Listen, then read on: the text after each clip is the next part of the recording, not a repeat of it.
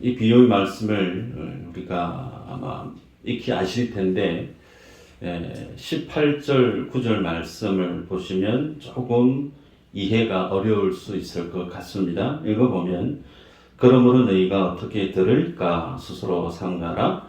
누구든지 있는 자는 받겠고 없는 자는 그 있는 줄로 아는 것까지도 빼앗기리라 하시니라. 그렇게 말씀합니다. 오늘 참고하는 성경 구절이 많은데 우리 영상팀 잘 부탁드립니다. 자, 등불 비유에서 등불은 우리가 알고 있는 것처럼 캄캄할 때 보기 위해서 등불을 켭니다. 그 등불 비유의 말씀을 주님이 하시면서 방금 읽었던 18절에 보면 어떻게 들을까 삼가해라 그렇게 말씀을 합니다.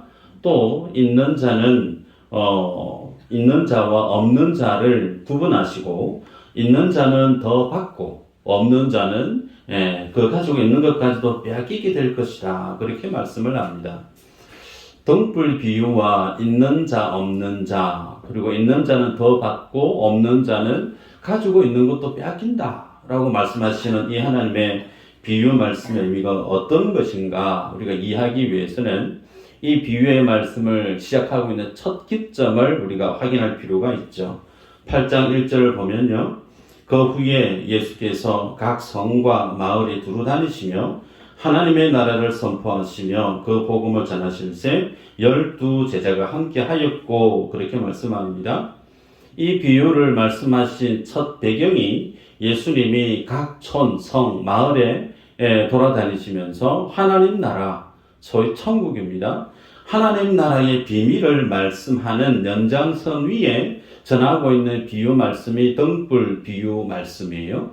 그리고 이 등불 비유 말씀을 지금 듣고 있는 청자는 누군가? 예수님의 12 제자라고 주님이 말씀하고 있습니다. 우리가 사람 간의 대화를 할 때 비유적인 표현을 씁니다. 비유적인 표현을 쓰는 의도는 내가 전하고자 하는 말을 쉽게 이해시키기 위해서 비유라고 하는 표현법을 씁니다. 자, 그런데 여기에 대해서 예수님이 비유로 하나님의 나라 천국의 말씀을 전하는 의도가 있습니다. 마태복음 13장 10절 이후로 보면 이렇게 기록합니다. 제자들이 예수께 나와 이르되 어찌하여 그들에게 비유로 말씀하시나이까? 대답하여 이르시되 천국의 비밀을 아는 것이 너희에게는 허락되었으나 그들에게는 아니 되었나니 라고 말씀합니다. 여기서 질문이에요. 예수님께서 천국 복음을 이 땅 가운데 전하시는데 그 천국 복음의 진리를 전하실 때 모든 인생들이 다 구원받고 주님 나라 소위 천국으로 가는 것을 주님이 원하셨을까?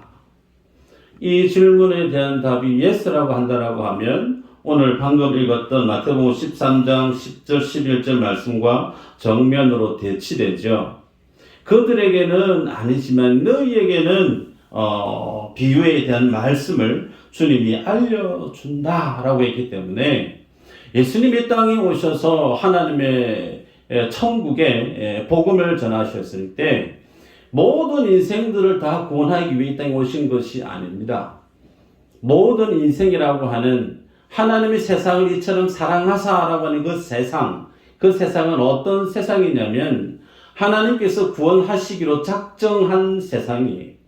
하나님이 창세 이전에 천지 만물 창조하시기 이전에 너는 내 아들이야, 너는 내 딸이야 라고 하나님이 구원하시기로 예정해 놓은 인생들, 그들을 주님이 구원하시기 위해서 이 땅에 오셨다라는 겁니다. 그래서 만인구원설은 우리가 지지하지 않는 관점입니다. 여러분, 그래서 주님은 비유로 말씀을 하시면서 천국의 말씀을 비유로 설명하시되 그 말씀을 어떤 사람은 알아듣지 못하게 말씀하셨고 어떤 사람에게는 그 말씀을 알아듣게끔 이후에 소상하게 설명을 해서 알아듣게 하셨던 말씀을 우리가 공간복음에서 확인할 수가 있어요. 그래서 왜 그러면 예수님은 비밀로 하나님의 복음을 전하고 있는가? 여기엔 우리가 특징이 한 가지가 있습니다. 하나님 나라는 그 특성이 은닉성, 좀 어려운 말이죠. 은닉하다, 숨기다. 그래서 밭에 감추인 보화 비유, 아시죠?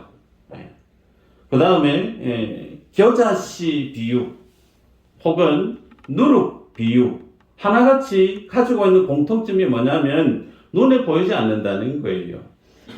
숨겨져 있고 비밀 가운데 감춰져 있다라고 하는 것이 하나님 나라의 특징입니다. 그래서 이렇게 감춰져 있고 비밀스럽게 하나님은 하나님의 진리를 구원할 자들에게만 그들에게 들려지게 하시고 깨닫게 하고 있는 하나님 나라의 은닉성이 주님이 전하시는 복음 가운데 포함되어져 있습니다. 자, 그러면 그렇게 감춰졌던 하나님의 비밀, 복음의 비밀을 예수님이 이제 설명을 하십니다. 비유로 말씀을 하시는데, 오늘 등불 비유 이 말씀을 이해하려고 하면 가장 중요한 것이 예수 그리스도를 성경이 어떻게 설명하는가, 가장 기본적인 부분이에요. 성경이 예수님을 어떻게 설명하는가. 두 번째, 이 세상을 성경은 어떻게 설명하는가. 이 두 가지를 알아야만이 등불 비유에 대해서 하시는 하나 예수님의 진리를 우리가 알 수가 있습니다. 자, 그러면 요한복음 1장 9절에서 11절 말씀을 같이 한번 볼까요? 같이 한번 읽어보십시다. 시작. 참빛 곧 세상에 와서 각 사람에게 비추는 빛이 있었나니 그가 세상에 계셨으며 세상은 그로 말미암아 지은 바 되었으되 세상이 그를 알지 못하였고 자기 땅에 오매 자기 백성이 영접하지 아니하였으나. 아멘. 자, 눈을 크게 뜨시고 예수님을 성경이 요한복음에서 어떻게 설명하시느냐면 예수님을 빛이다 그렇게 말씀합니다. 그리고 요한복음 12장 46절은 나는 빛으로 세상에 왔나니 무릇 나를 믿는 자로 어둠에 거하지 않게 하려 함이로라 그렇게 말씀합니다. 그래서 일관되게 성경은 예수님을 빛이라 말씀하시고 그리고 죄 가운데 있는 인생의 모습을 어둠이라고 구분해서 설명하는 걸 볼 수가 있습니다. 그래서 예수님은 어둠에서 빛으로 옮겨지는 것을 구원으로 그렇게 설명하시는 걸 우리가 확인할 수 있죠. 자, 그러면 빛이 곧 예수님임을 일단 알겠고 그 어둠에서 빛으로 가는 것이 구원이라고 하는 설명을 이해했습니다. 그러면 어둠이라고 하는 것은 도대체 뭔가에 대해서 우리가 알 필요가 있죠. 창세기 1장 2절 같이 한번 읽어볼까요? 시작.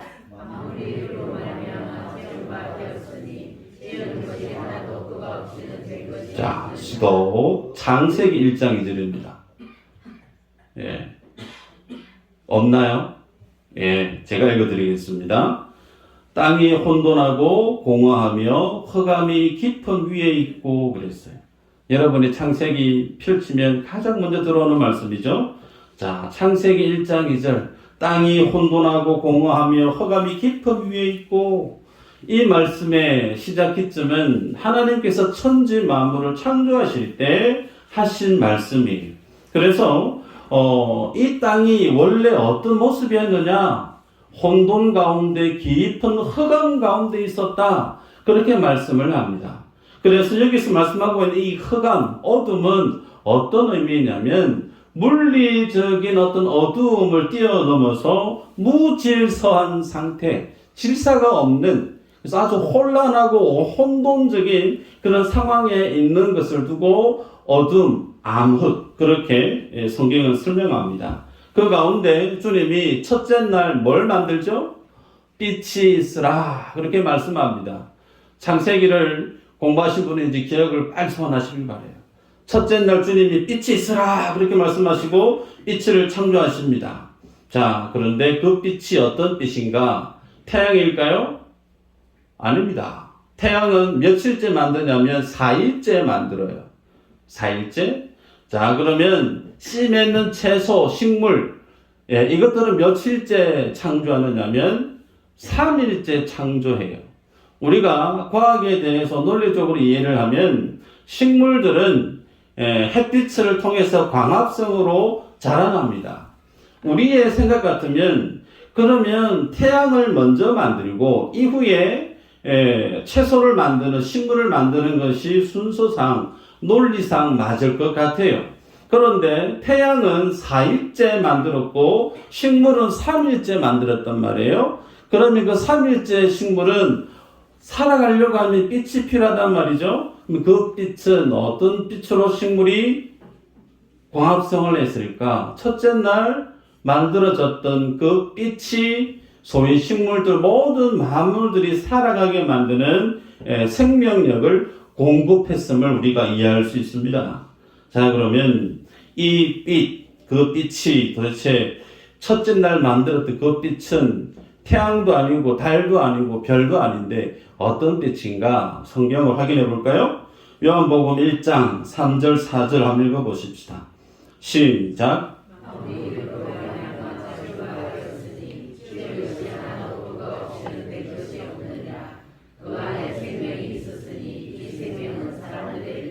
아멘. 자, 보십시다. 만물이 그로 말미암아 지음바 되었으니 창세기 1장의 내용을 말씀하고 있어요. 그리고 하나도 그가 없이는 된 것이 없다. 다 주님이 만드셨다라는 거예요. 그 안에 생명이 있었으니 이 생명은 사람들의 빛이라. 자, 첫째 날 그 빛이 생명의 빛이다라고 성경이 자증하고 있는데 그 생명의 빛은 예수 그리스도를 지칭합니다. 예수 그리스도가 첫째 날 만들어졌다 그 뜻이 아니라 예수 그리스도 안에 있는 그 생명의 빛이 첫째 날 발산했다라는 거예요.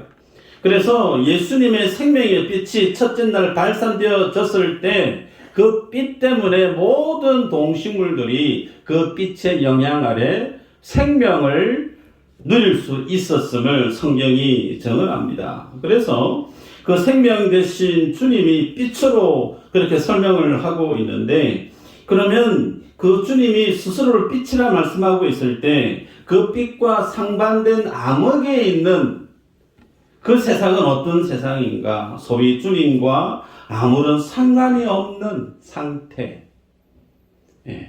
생명 되신 주님과 아무런 관련이 없는 하나님과 예수님과 단절되어져 있는 상태. 그것을 성경은 어둠이다 그렇게 얘기합니다.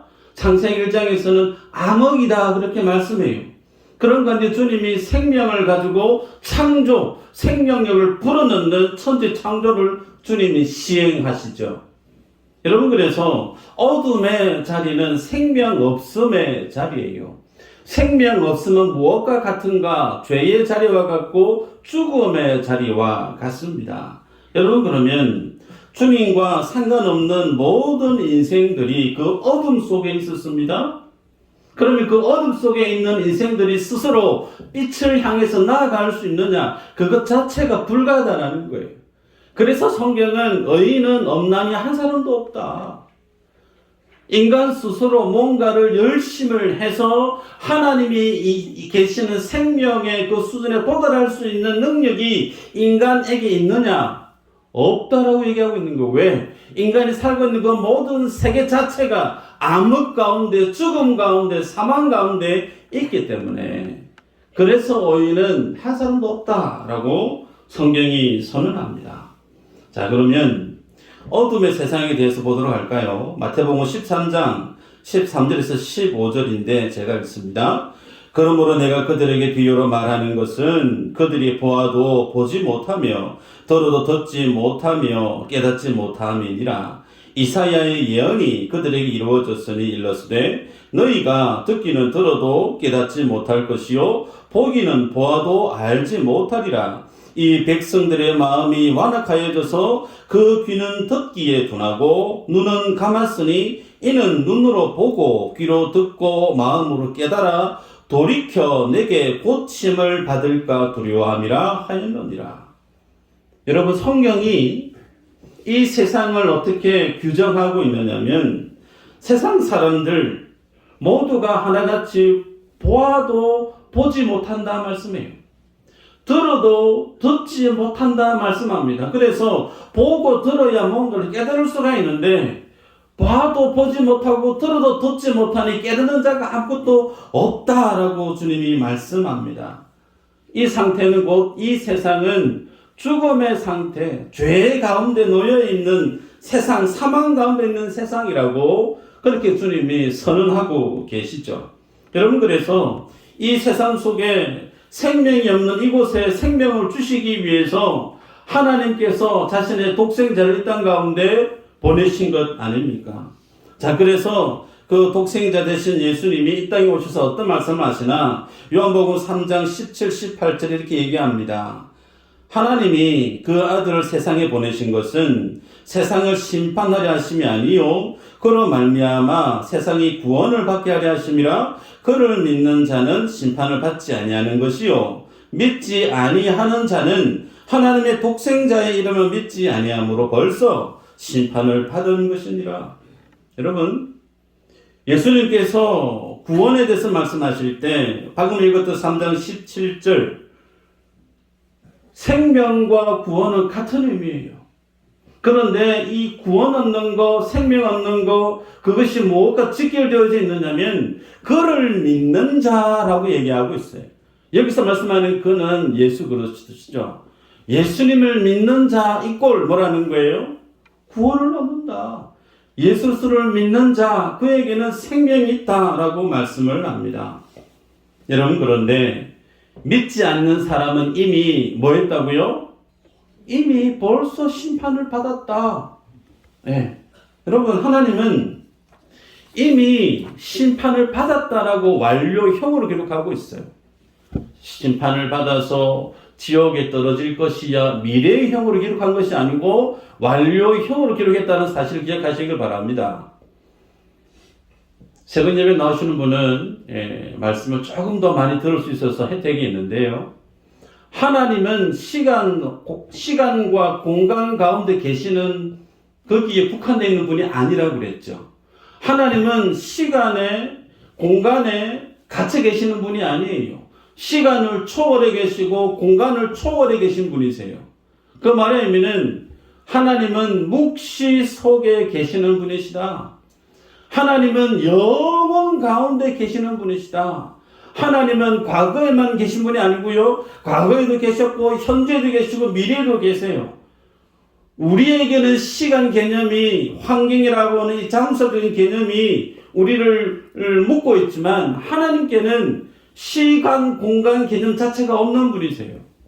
그 말의 의미는 하나님 안에는 묵시 가운데 천지 창조를 하실 때 이미 너는 내 아들이야, 너는 내 딸이야, 너 내 거야 라고 주님이 구원할 자를 이미 성부, 성자, 성령 하나님이 천지 만물을 창조하실 때 구속 언약 가운데 이미 완성해 놓으셨다는 거예요.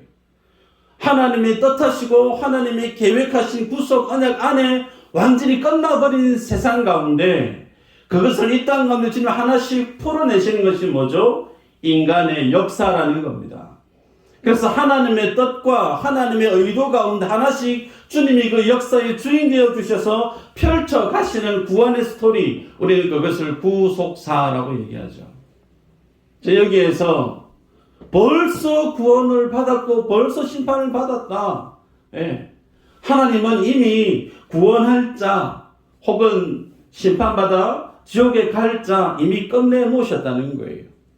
그래서 끝내 놓은 사람들 중에 이제 구원할 자를 구원하시게 하기 위해서 자신의 독생자를 이 땅에 보내주셨다는 사실이죠.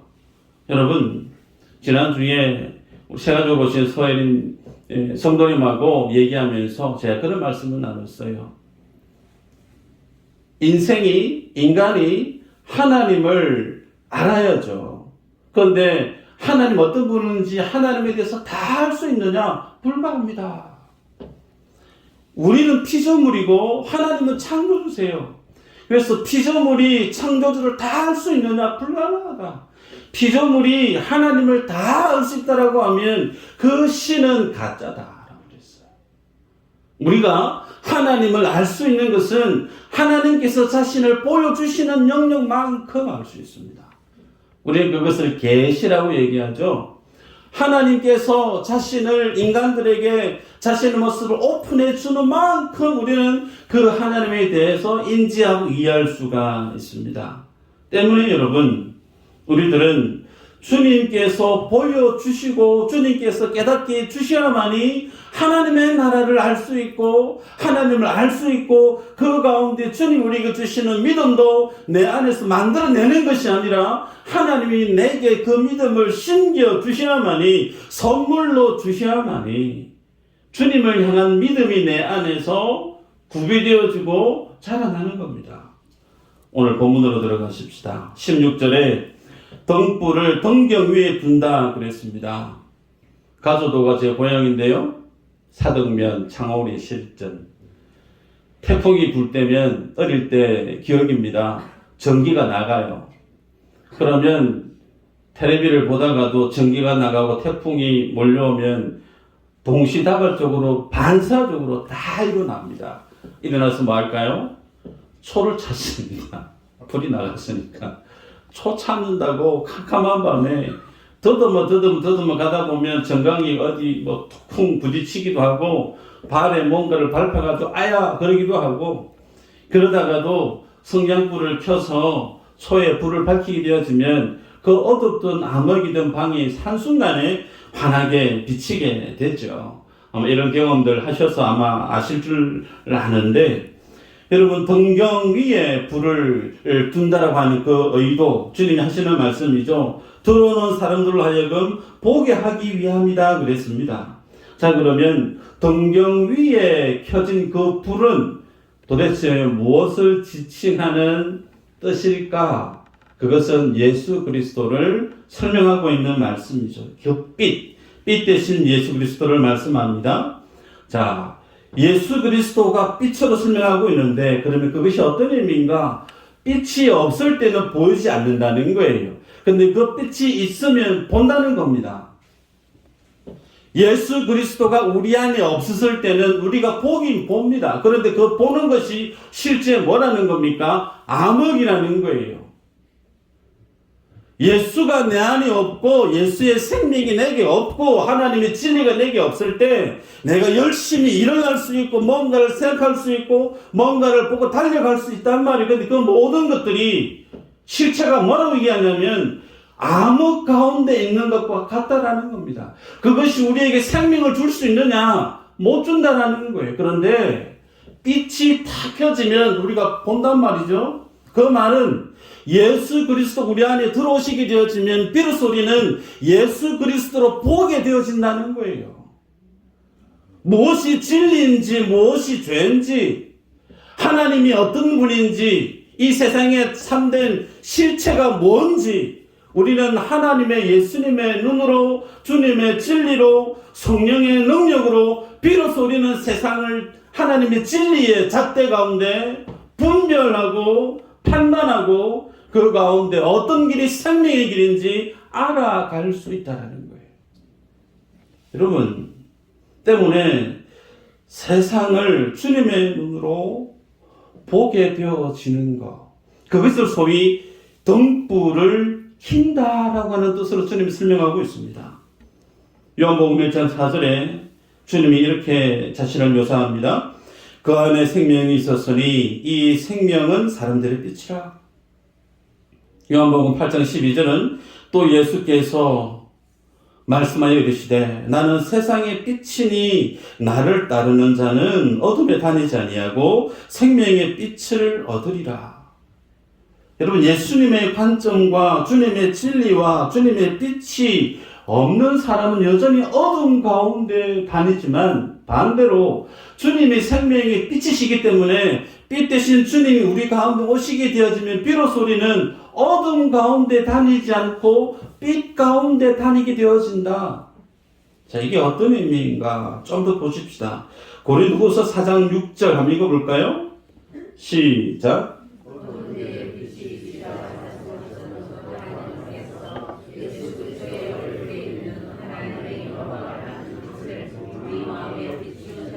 아멘. 어두운데 빛이 빛이라 하시던 그 하나님께서 여러분 예수 그리스도가 없는 인생은 어둠 가운데 있는 인생이에요.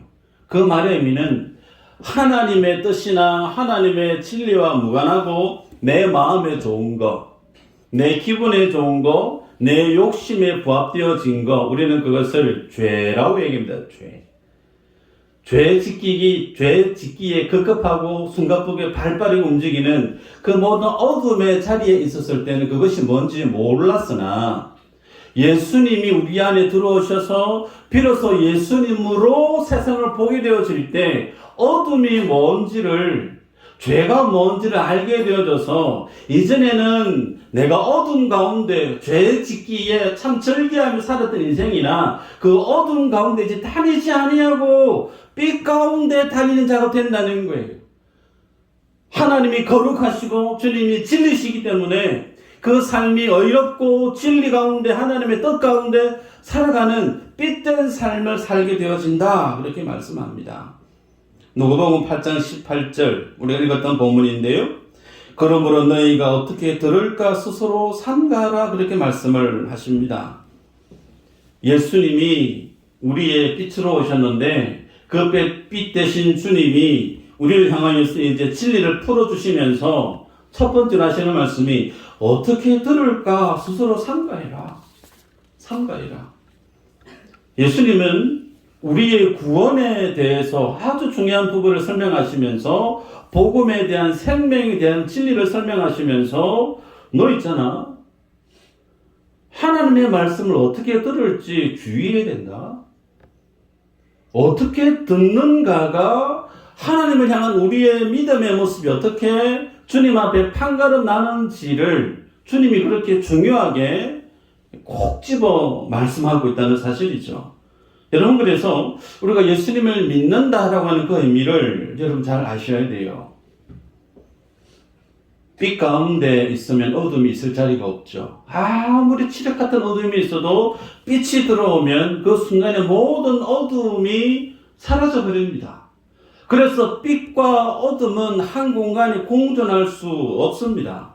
여러분, 이 사실이 어떤 의미를 뜻하고 있느냐면 주님이 우리 가운데 오시고 우리의 주인으로 인자하시게 되어지면 그 시로 그 사람은 자신이 이전에 절교했던 나를 위해서 살았던 그 어둠의 시간들, 나의 자존심과 나의 욕심과 나의 야망, 나의 죄악된 속성에 발빠르게 살았던 그 모든 어둠의 환경들이 이제는 다 일거에 정리가 되어지고 내 안에 예수 그리스도를 믿는 빛으로 충만해진다. 그 뜻입니다. 이걸 좀 더 쉽게 얘기하면 예수님을 나의 주인이 되어주셔서 주님이 내 삶 속에 주인으로 역사하시게 되어지면 빛 대신 주님은 이제 내가 절개했던 어둠과 내가 절개했던 죄악을 짓는 그 삶에서 나를 포기하게 만든다라는 거예요. 죄 짓는 삶을 포기하게 만들고 지옥 가기를 절개했던 악한 세상의 관습들을 다 끊어내게 만들고 하나님이 기뻐하시는 삶의 모습으로 살아가게 만든다는 뜻입니다. 그래서 예수 그리스도가 내 삶의 주인이 되어주시면 그때부터는 자기 자신의 뜻보다 하나님의 뜻을 더 중요하게 이해하게 되고 붙들게 되어져서 결국은 어둠이 물러갔던 것처럼 내 안에 죄에 대한 나의 욕심에 대한 소욕들이 포기하게 되어진다는 거예요. 더 나아가면 어둠이 모든 빛 가운데 도망가고 사라지는 것처럼 그 빛으로 충만한 삶을 산다는 의미는 철저하게 그 사람은 자기가 없어지는 삶을 뜻합니다. 나의 야망을 쫓아 살았던, 나의 욕심을 쫓아 살았던 그 삶을 철저하게 다 뿌리째 뽑아내버리고 빛 대신 예수를 위해 사는 삶으로 삶의 목표가 180도 바뀌어져 버린다는 거예요. 그래서 빛된 삶과 어둠의 삶은 공존할 수가 없습니다. 그래서 예수를 믿는다라고 하는 것은 주인 바꾸기라고 우리가 누누이 얘기하죠. 그 말의 의미는 더는 예수 안에 나는 없어지는 거예요. 내 자존심도 내 욕심도 내 삶에 대한 어떤 욕망도 그것보다 빛 대신 하나님이 기뻐하시는 것이 더 중요하고 주님이 내게 가지고 있는 그 하나님의 선하신 계획이 더 절대적으로 내게 소중해서 저는 나의 욕심을 쫓는 인생이 아닌 영원한 하나님의 가치를 향해서 살아가는 자로 180도 바뀌어진다는 겁니다. 그 대표적인 인물이 성경의 사도 바울 아니에요. 여러분, 고린도후서 5장 15절 많이 읽었던 말씀 한번 읽어보십시다. 고린도후서 5장 15절 시작.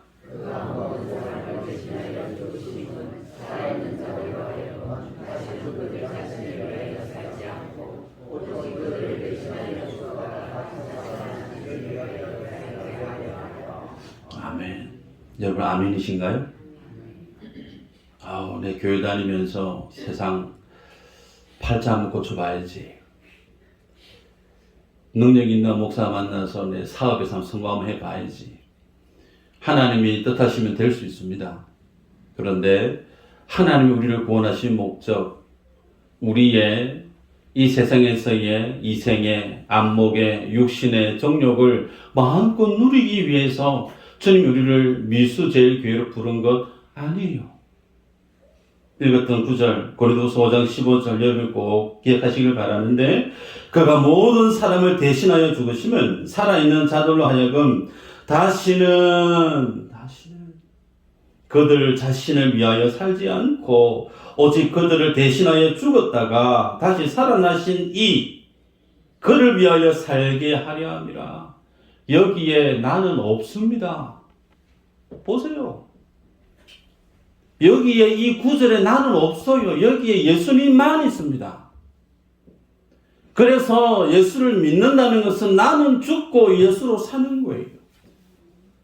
여러분, 그렇게 오늘 우리는 이 말씀을 대하면서 나는 복음을 어떻게 이해하고, 나는 무엇을 듣기를 절개하고, 나는 무엇을 보기를 절개하는가에 대한 질문을 스스로에게 던지시기를 바라요.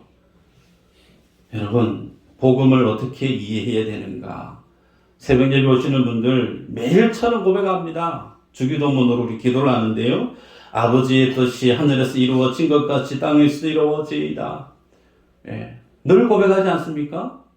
아버지의 뜻이 하늘에서 이루어진 것 같이 땅에서도 이루어지이다. 여기에 내 뜻 없습니다. 아버지의 뜻이에요. 아버지의 뜻. 그래서 그 아버지를 위해서 나는 주님을 믿게 되어지면 철저히 자기 부인의 삶을 살아가게 되었음을 성경이 우리에게 말씀합니다. 그러게 여러분, 자기 부인의 삶을 위해서 나는 하나님의 말씀을 듣기를 절개하고 있는가? 내 자존심을, 내 기분을, 내 상황을 업시키기 위한 목적으로 말씀을 보는 것이 아니고 하나님의 영광을 위해서 나를 더 내려놓게 하기 위해서 나는 하나님의 제대로 된 하나님의 말씀 듣기를 절개하고 있는가? 말씀을 들을 때마다, 예배를 드릴 때마다 주님 오늘은 내가 무엇을 포기해야 되고 내가 무엇을 내려놔야 되고 하나님의 말씀 가운데 내가 뭘 붙들어야 될지를 주님 가르쳐 주세요. 그렇게 우리가 주님 앞에 교회 마당 문을 열고 오셔야 되는데 그거 아니고 내 꿈에 대한 내 욕심에 대한 리스트를 가득히 들고 오셔서 이거 주님 앞에 올려드리기 바쁘다라고 하면 물론 그렇게 하셔도 됩니다. 하나님이 다 사랑하시니까 필요한 자에게 주님이 넘치도록 주시는 분 맞습니다. 그런데 불구하고 주님이 주기를 기뻐하시는 게 뭐냐면 주님이 주시는 축복이 아니고 예수 그리스도를 주기를 원하시는 줄 믿으시기를 바랍니다. 예수 그리스도가 없이 주님이 주시는 축복의 선물 보따리 가득 들고 있어도 그것은 의미가 없어요. 예수가 내 안에 있으면 모든 것이 없어도 예수로 기뻐하고 즐거워하고 내 마음이 천국으로 넘쳐나는 세상이 줄 수 없는 평안을 누리고 노래하고 날마다 감사의 고백을 사는 삶을 살게 되었습니다. 그렇게 예수로 사는 것, 예수님을 믿는 삶은 다른 사람이 볼 때는 저 사람은 왜 저래 날마다 인생이 저런노? 고생스럽고 불행해 보이고 왜 사지로 저렇게 걸어가는 것 같노? 그렇게 보일 수 있습니다. 왜요? 세상은 하나같이 육신의 이생의 안목의 자랑, 이 땅에 썩 없을 것들을 위해서 열심히 쫓아가는 그 삶을 성공이라고 표현하기 때문에 그래요. 그러나 예수를 만난 인생은 주를 위해서 죽는 삶을 사는 것이 그게 어떤 삶이라고요? 사는 삶이에요. 그래서 내가 곧 길이요 진리요 생명이라 말씀하셨던 그것은 예수님 자신을 드러낸 말씀이죠. 예수가 길입니다. 예수로 사는 거예요. 예수가 생명이에요. 예수가 우리에게 주는 구원의 전부입니다. 그러게 여러분, 미수제일교회 안에 오셨으면 예수 그리스도 만나기를 열망하시기를 축복합니다. 성경에 이 비유의 말씀 가운데 오늘 읽었던 18절의 말씀을 보면 있는 자는 더 받고 없는 자는 그 있는 것까지 뺏길 것이다. 구분하고 있습니다. 그죠? 여러분, 이들이 누군가? 교회 주변에 있는 사람이에요. 교회 주변에 있는 사람. 예를 들고 말씀 마무리합니다. 아브라함의 조카 롯이 소돔 고모라 땅에 삽니다. 하나님이 그 땅을 심판하시겠다고 알려주셨습니다. 그 소식을 롯이 듣습니다. 그 얘기를 사위들에게 알려주죠. 그 사위들이 자기네들이 하는 얘기를 귀담아 듣지 않습니다. 무시합니다. 결국은 죽습니다. 그의 와이프도 벗어나야 하늘에서 미사일이 떨어지는 것처럼 유황불이 떨어지고 있는데 그것을 벗어나야 살 수 있는데 돌아보지 말고 열심히 도망가라고 얘기했는데 와이프는 도망가다가도 뒤돌아봐서 어떻게 됐죠? 소금 기둥이 되고 말았어요. 출애굽을 했던 20세 이상의 사람들이 그 가족 수까지 다 포함하면 대략 한 200에서 300만 정도 되죠. 그들이 광야에서 다 죽어나갔습니다. 1세대가. 그래서 가나안 땅에 들어간 세대는 2세대들이 들어갔습니다. 그 1세대들이 굶어 죽었던가요? 아닙니다. 적군의 칼 맞아 죽었나요? 아닙니다. 그 1세대가 다 죽어나간 것은 한 가지 이유입니다. 하나님의 말씀대로 살지 않아서 그래요. 여러분, 그 사실이 우리에게 뭘 보여주고 있느냐면 우리는 내 의지로 내 열심으로 하나님이 원하시는 뜻대로 살아갈 수 있는 인생이 될 수 있느냐? 불가하다라는 거예요. 내 노력으로 내 열심으로 우리는 세상의 유혹을 끌어낼 수 있느냐? 돈의 유혹을 끌어낼 수 있느냐? 죄의 소욕을 끌어낼 수 있느냐? 불가하다라는 거예요. 그래서 예수님 이 땅에 오셔야만 했고 오신 주님이 예수의 영 성령을 우리에게 부어주셔야만 했다는 겁니다. 그래서 예수의 영 성령이 우리에게 부어주셔서 하나님을 아는 빛을 우리에게 비춰주실 때 비로소 우리는 죄에 대해서 의에 대해서 하나님의 심판에 대해서 분별할 수 있고 알게 되어지고 흑암의 어둠의 삶을 청산하고 빛된 하나님의 삶을 걸어가는 하나님의 천국 백성으로 살아갈 수 있게 되어지는 거예요.